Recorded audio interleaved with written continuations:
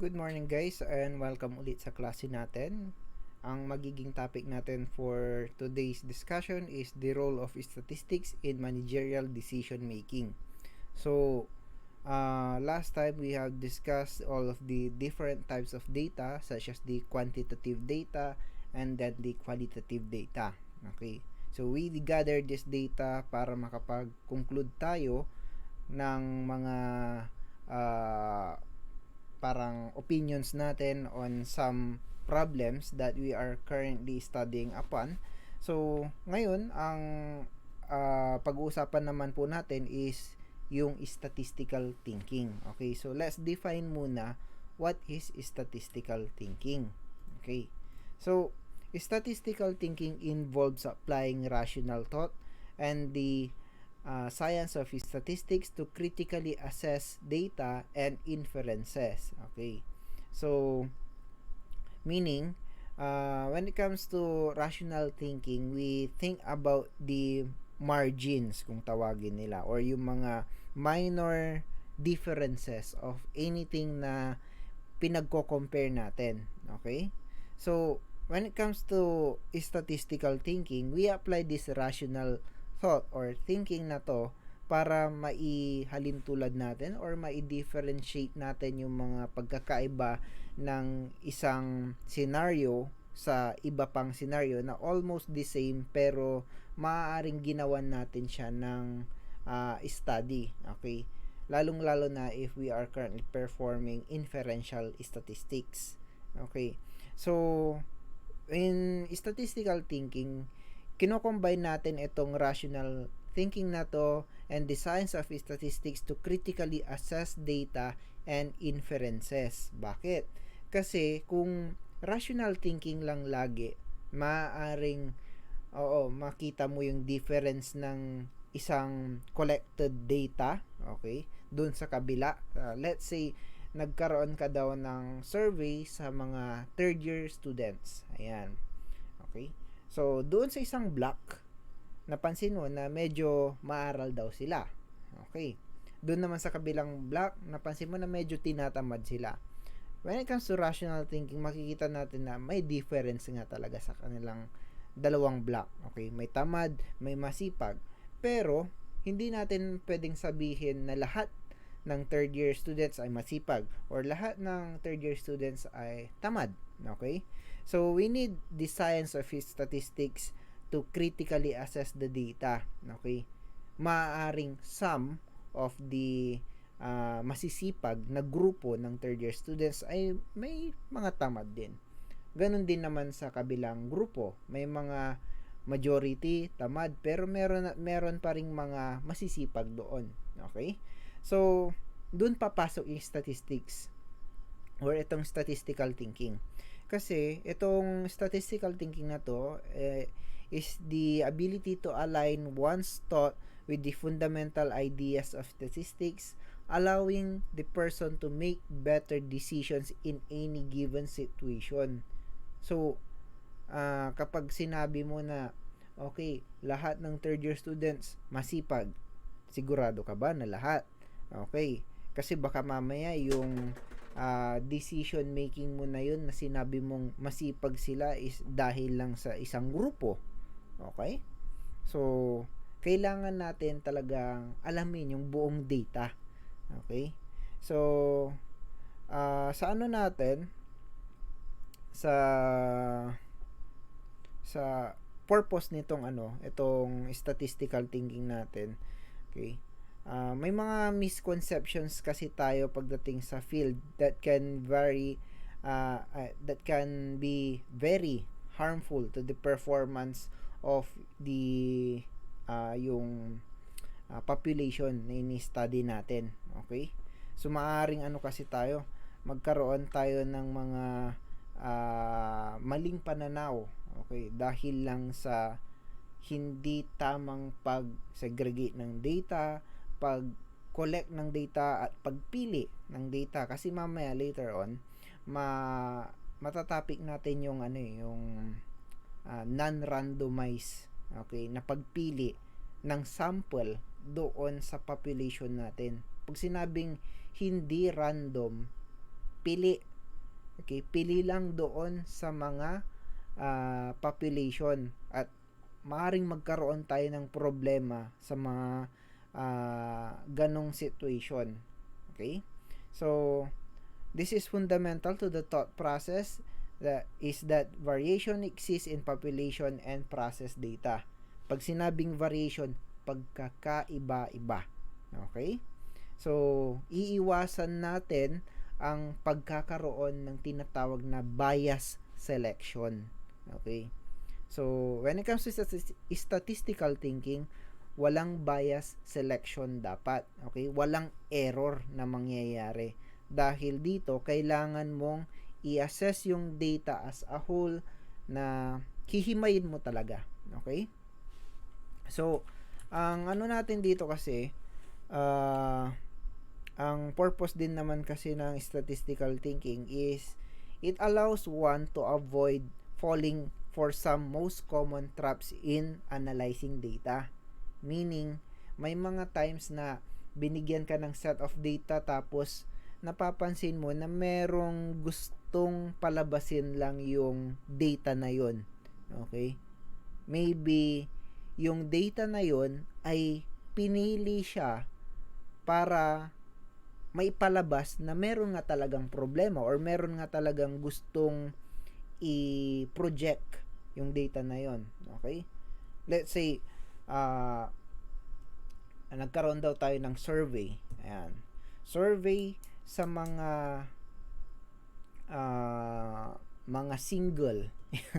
Siguro ito, single na ayaw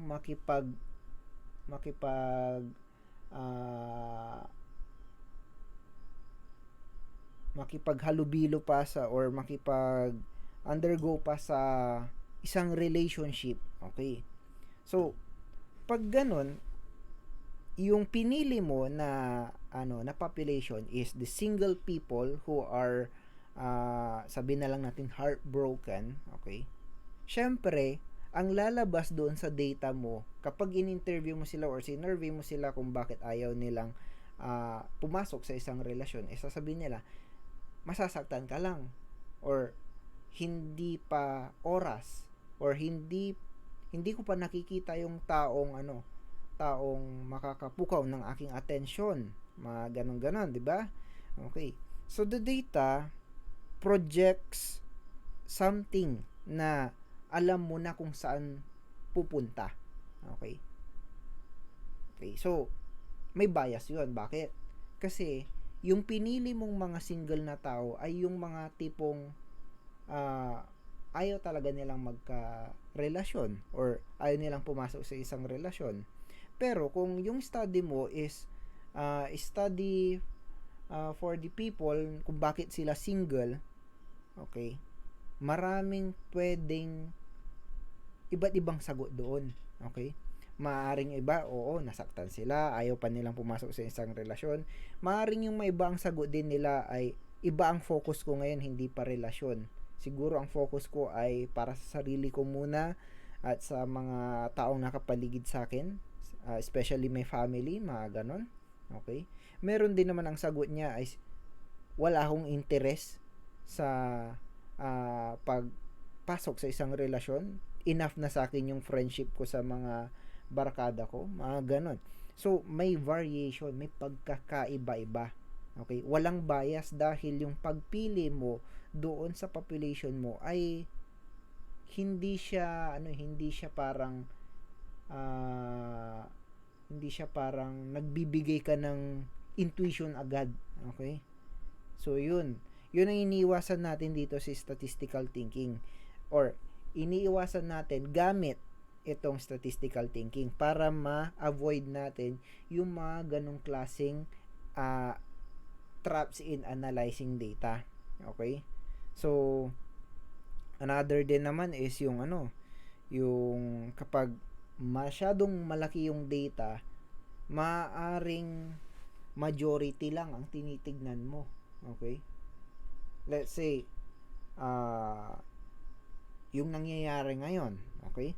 Maraming tao sa Pilipinas ang gustong magpabakuna, marami din naman ang meron pang ayaw magpabakuna.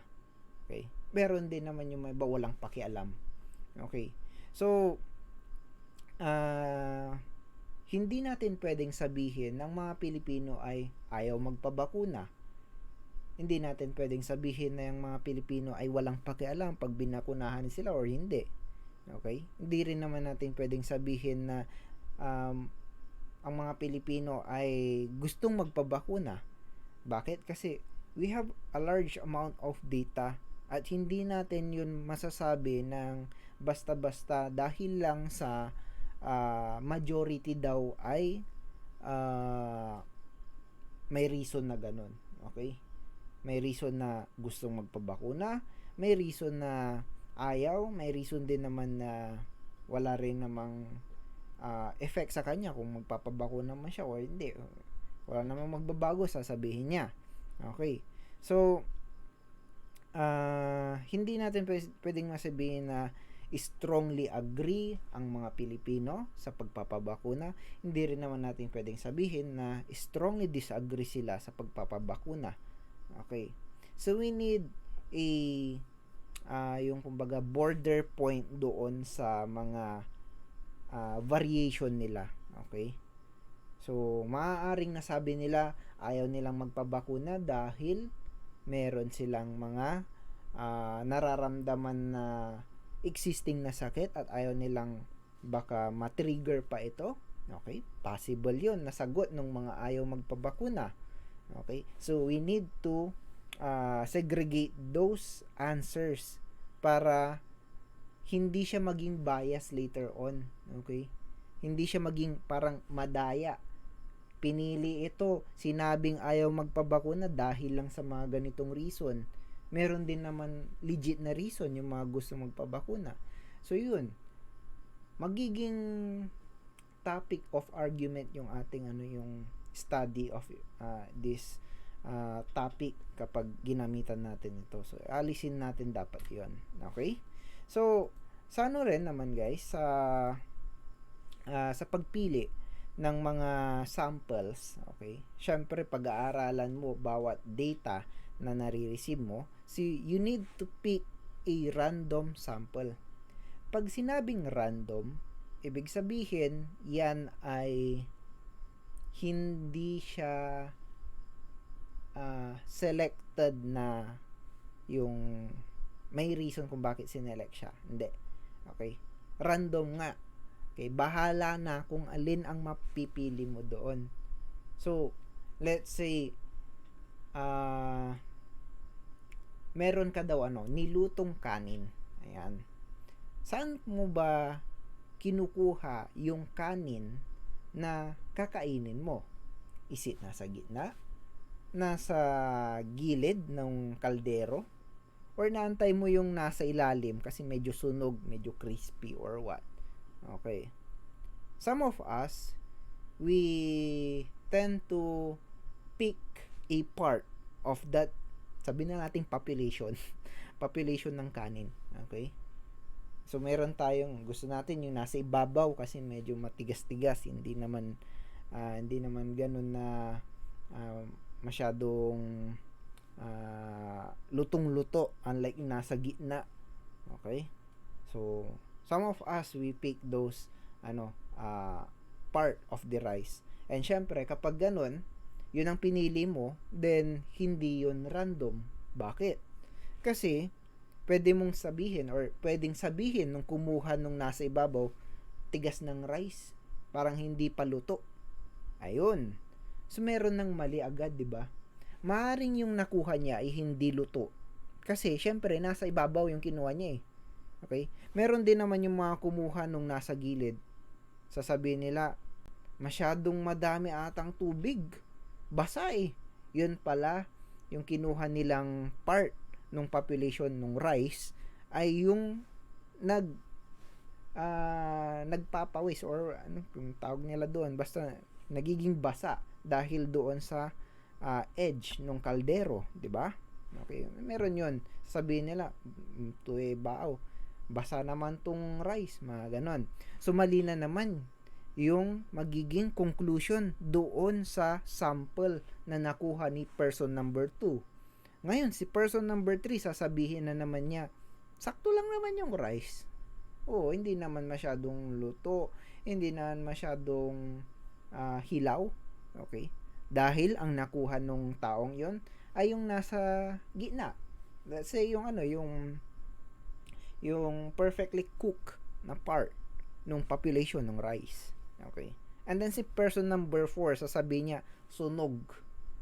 Okay? Kulang ng tubig, pero sobra naman yung pagkakaluto. Sunog ito eh.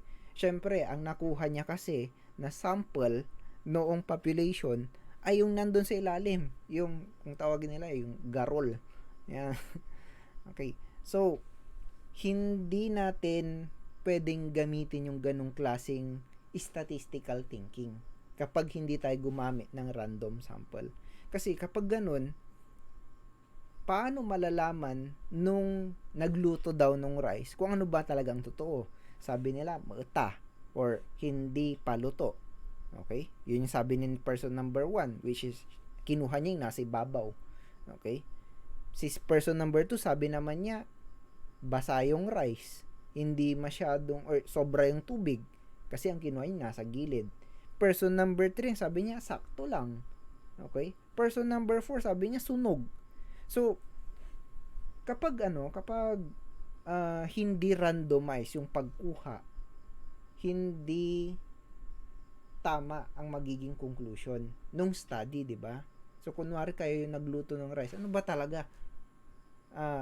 Luto, hindi, sunog. Okay. Or sobra yung tubig. Hindi mo alam dahil hindi random yung pagkakapili. Okay. Pero pag random yun, then the number of experimental units na selected from the population is that sabi dyan, in such a way that every different sample of size of the number of population has an equal chance of selection. Meaning, meron sigurong nakuha na nasa gilid, may nakuha rin ng bandang gitna, may nakuha na nasa ilalim, at may nakuha din na nasa ibabaw ng rice. Okay, kaya ganun na lang kasimple yung analogy natin, yung rice. Okay? So, sa magiging conclusion kapag random yung sample natin sa experimental unit natin, then we can have this statistical thinking na to dahil meron tayong tinatawag na variation, pagkakaiba-iba. Okay. So yun po yung dapat na na magiging basehan nitong statistical thinking na to. Kasi kung isipin po natin, kung ginamit po ang random sample sa isang survey, then you can actually have a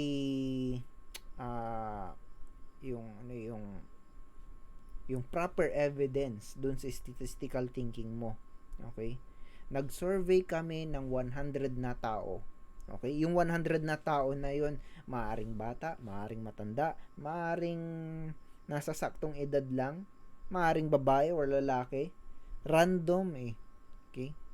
Pero kapag nag-survey kami sa mga working class na age na lalaki, iba naman ang magiging output pag ganun. Okay? So, maaring mag-iiba yung point of view nung statistical thinking na to. Okay? So, let's go on to the topic ng pagpili or yung mga error sa pagpili ng mga sample. Okay? So, kapag sinabing non-random, hindi po ito basta pinili lang. Okay? Kumbaga, merong mga may mga pinili doon dahil gusto or sinelect talaga sila para doon sa gusto nilang palabasin sa study. Okay? So, unahin natin siguro dyan yung non-random sample error na kung tawagin ay selection bias. Okay? Sa selection bias, the results when a subset of experimental units in the population is excluded so that these units have no chance of being selected for the sample. Okay? So, parang ganito yan, guys. Kapag nagtanong ako sa klase ng, is there any questions about the topic na na-discuss ngayon? At tinanong ko daw yun doon sa mga taong, let's say, active sa klase, or yung mga mga bibo daw. Ayan.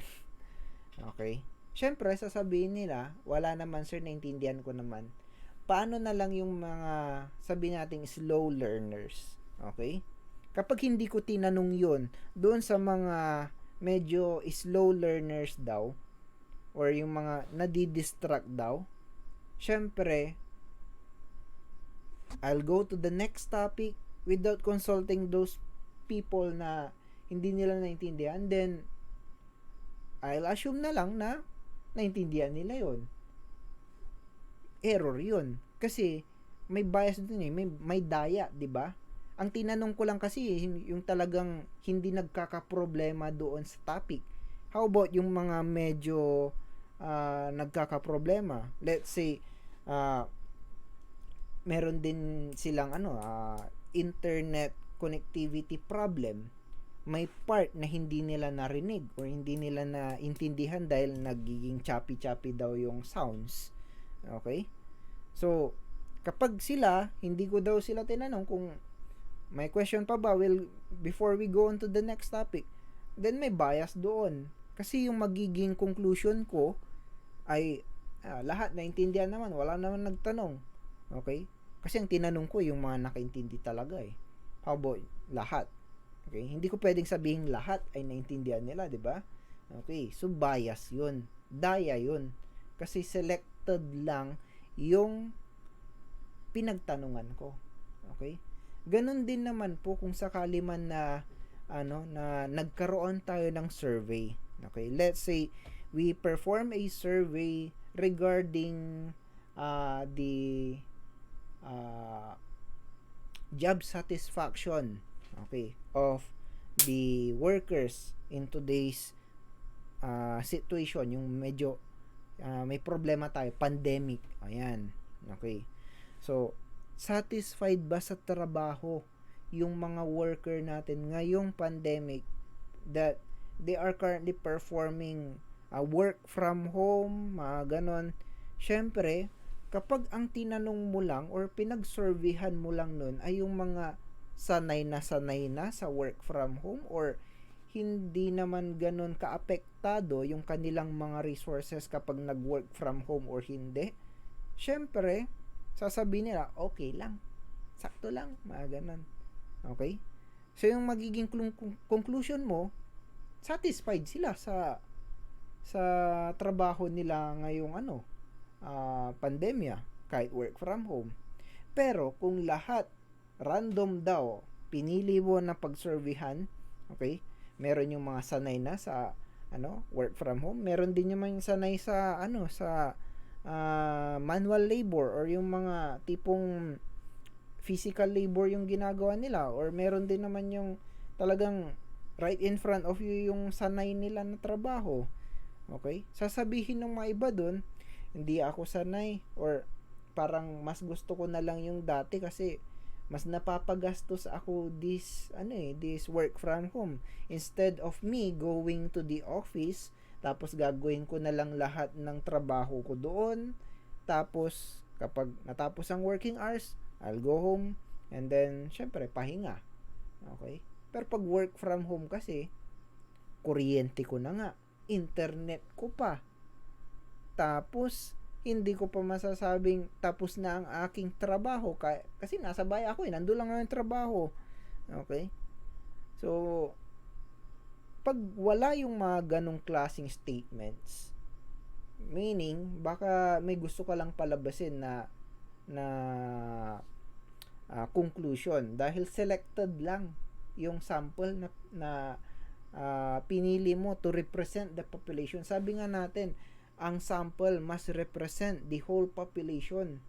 May variation kung tawagin. Okay? Another din naman na non-random sample error is yung non-response bias. Okay? Pag sinabing non-response, walang sagot.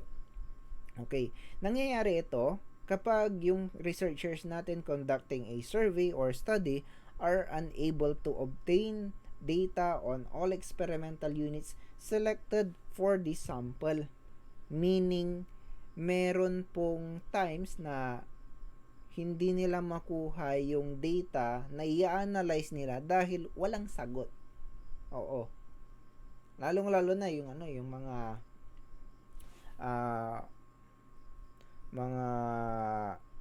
kulang-kulang yung data na nilagay. Nag-survey sila or nagkaroon sila ng parang gathering of data pero hindi tama yung sagot or kulang yung sagot. Okay, let me ask you this. Ano ang purpose ng tracking ng mga visitors sa isang establishment? Yan. Okay. Ngayon, pandemic. Every time na pumupunta ka ng mall, magsa-sign up ka doon, lalagay mo yung last name mo, first name mo, middle initial, address mo, contact number, oras ng pagpunta mo, at yung temperature mo. Okay. Ano ang purpose nun? That is for tracking, di ba? Kapag meron doon sa listahan ng nag-positive daw sa COVID, okay, on this date, then lahat ng tao doon must be contacted, 'di ba? So, i-contact nila lahat nandun. Sabihin nila, paki-monitor po yung sarili ninyo dahil maaaring nakahalubilo nyo ang isang visitor namin sa ganitong oras sa lugar na ito. Yan. Okay, so very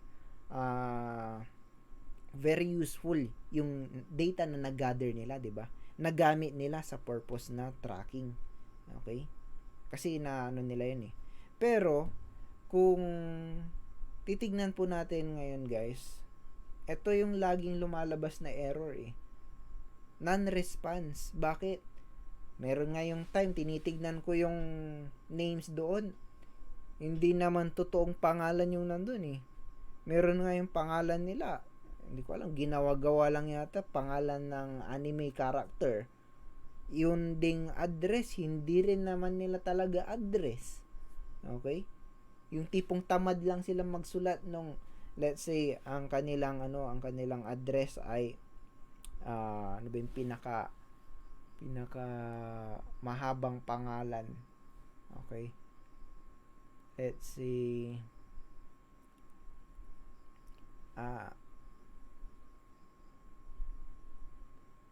Orbistondo. Ayan. So, susulat nila Orbistondo kanto.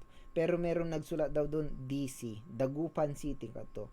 Lahat na rin ng tamad lang magsulat DC, DC, DC, puro na lang DC. Sa tingin nyo tama kaya yung answer nila doon?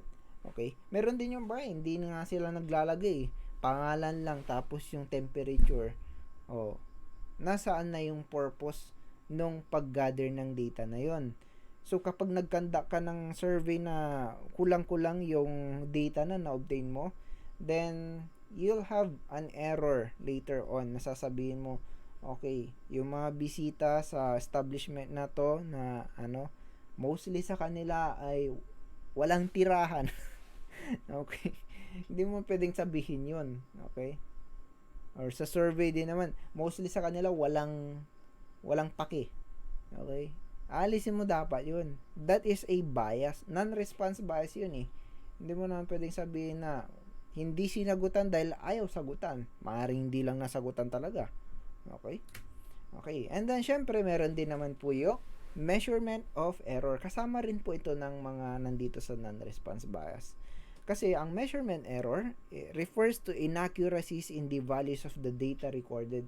Inaccuracy. Ibig sabihin, mali yung data na nag-gather natin. Okay? In surveys, the error may be due to ambiguous or kakaiba or leading questions and the interviewer's effect on the respondent. Yung tipong yung survey ay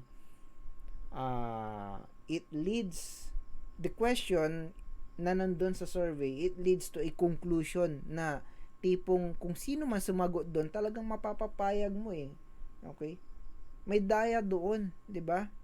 Okay? let's say yung yung uh, yung mga problem such as nag-survey ka daw ng uh, safe ka ba sa sa pag-travel using public utility vehicles. Ayan.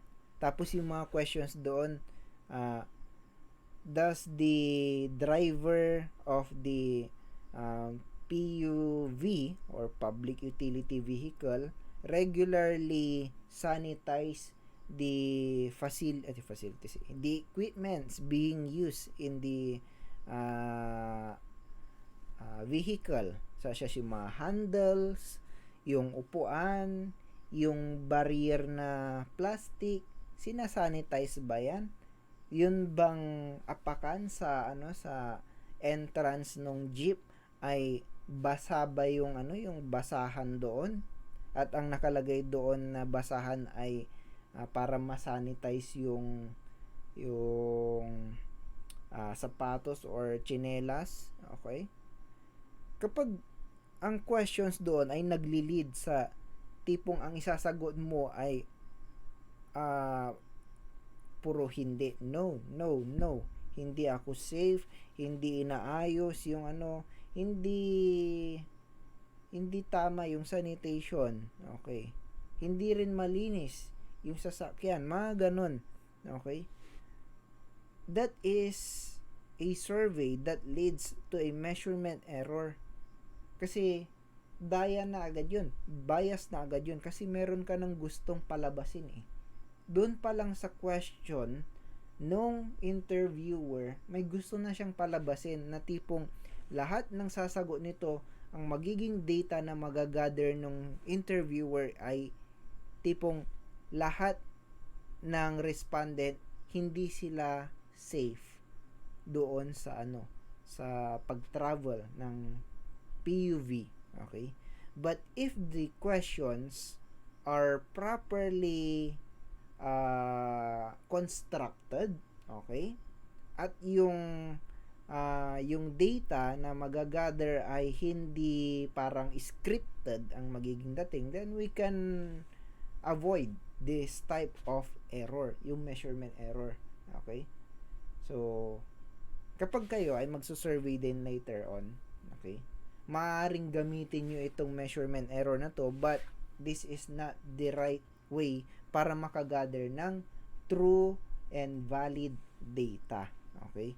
Maaaring makuha mo yung gusto mong palabasin, pero it doesn't mean na tama yung data na yon. Okay? So, just like how you answer the entrance health check form na are you experiencing headaches, runny nose, or cough, mga ganon, puro no na lang dun, hindi mo na binasa yung iba pang questions. Measurement error yun, guys, kasi hindi accurate yung data. Malay mo nag-no ka noon doon, pero medyo masakit daw ulo mo, or mataas daw yung inyong body temperature. Okay? So, mali na agad ang magiging kahit na point lang yan, or you are just a part of the population, kapag pinili yung inyong sagot, maaaring maging sanhiyan ng measurement error. Okay? Kasi, sa statistical thinking, guys, meron tayo nitong itong analysis na nangyayari. Okay? So, mag-start tayo dito sa managerial formulation of problem. Okay? Let's say meron ka daw gustong i-study. Okay? Gusto mo daw malaman kung satisfied ba ang mga visitors ng isang establishment sa paggamit ng health protocol equipments ng establishment na yon. Okay? Magsusurvey ka daw sa kanila. Okay. So, next is gagawa ka ng question relating to the problem. Those questions will be formulated, constructed And then, yung ibibigay mo rin yun dun sa mga respondent. Okay? So, after that, you'll have your statistical formulation of the question and i-analyze mo na yung sagot nila. Okay? So, okay, nag-survey ka dun sa mga bisita. Lumabas na sakto lang naman daw, okay daw, feeling safe daw yung mga visitors dahil lahat daw ng mga other people na nasa loob daw ng establishment ay nare-remind na dapat tamang pagsuot ng face mask, face shield, something like that. Okay? So, na-analyze mo na daw yung data. Okay? So, those question, makakakuha ka na ng answers from the data gathered, and then, syempre, yung inyong parang plano na gustong palabasin ay makukuha mo na rin. Okay? Okay, sasabihin nila kasi doon sa data na okay, satisfactory naman ang ginagawang paghihigpit ng establishment na to when it comes to health protocols. Yes, okay, we feel safe, mga ganun-ganun na. Okay, so the problem, okay, na iniisip mo kanina kung satisfied ba sila sa pag-implement ng health protocol is nasasagutan na. Pero kung sakaling hindi man, maaaring hindi yun yung problem. Okay?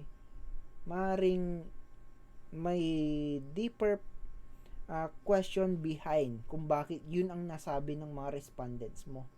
Or, maaaring mali yung questions mo because it leads to something na magiging result ng measurement error, yung kanina na topic natin.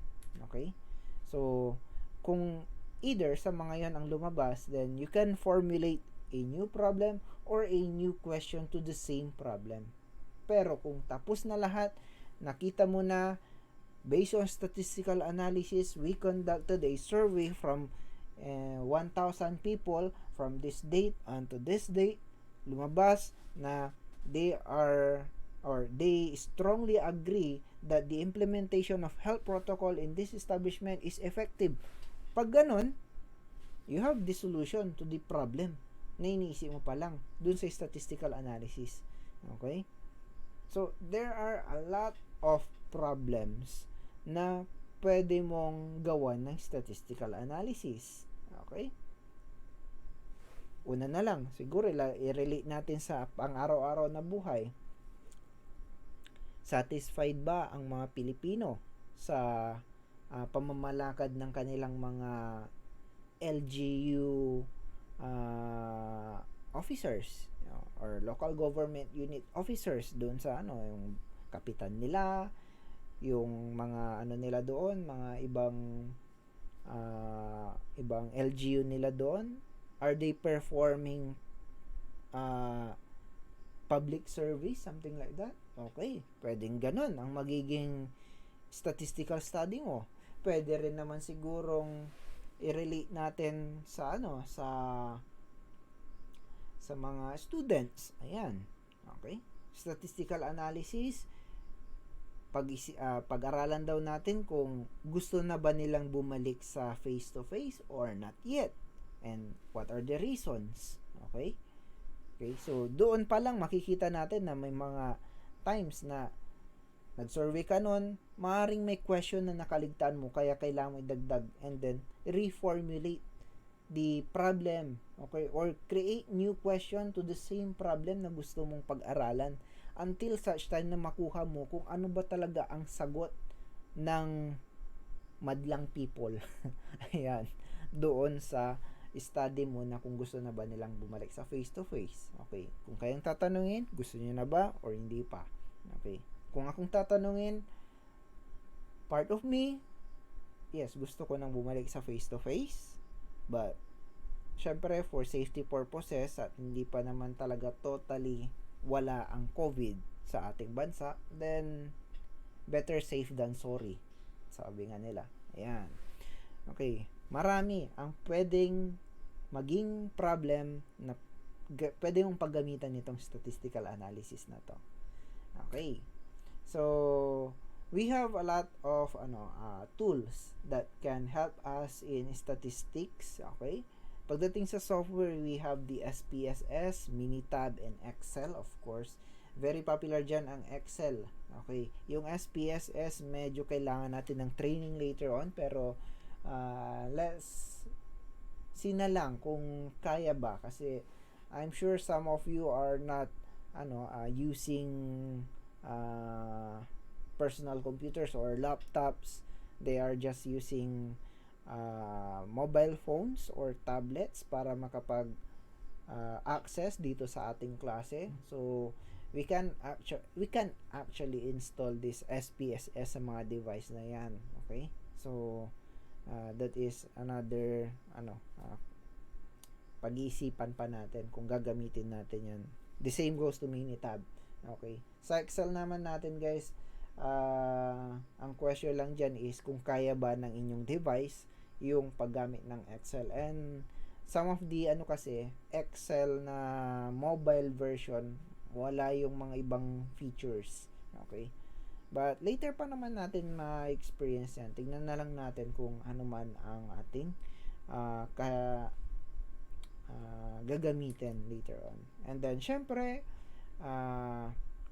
the need for statistical understanding, the ability of us to assume assumptions, and syempre, paglagay ng limitations. Okay. So, to sum up our discussion, guys, okay, so we have types of statistical application. Una is we have the descriptive. Okay. So, descriptive, we identify the population and sample. Okay. And then, syempre, yung variables. We collect the data and describe the data. Yun na yun eh. Descriptive. Describe lang. Tipong, nakolekta mo, okay, sige, ito yung kinalabasan ng data. But, when it comes to inferential, okay, sabi nga natin sa ating mga earlier discussions, dito, we identify the population, okay, tapos, we identify the variables, and then dun sa sa population na yun, we collect sample data, or we select something, or a part of the data, yung mismong population natin. Okay, we call this as a subset of population, and inference about population based on sample. Okay, bakit? Kasi maaring dun sa sample naglagay ka ng testing or hypothesis testing. Okay, dun sa sample na yon, pinili mo itong sample na to dahil ang grupo na to ay maaring ang sagot nila ay ganito.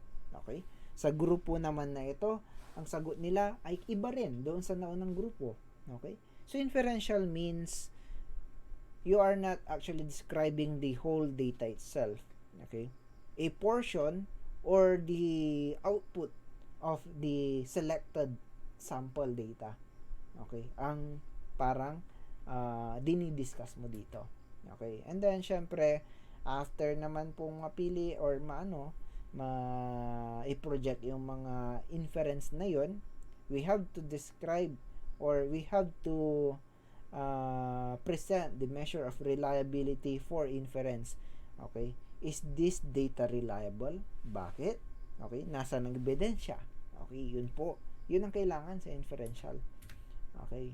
And then, syempre, na-discuss rin po natin ang types of data, that the quantitative are numerical in nature.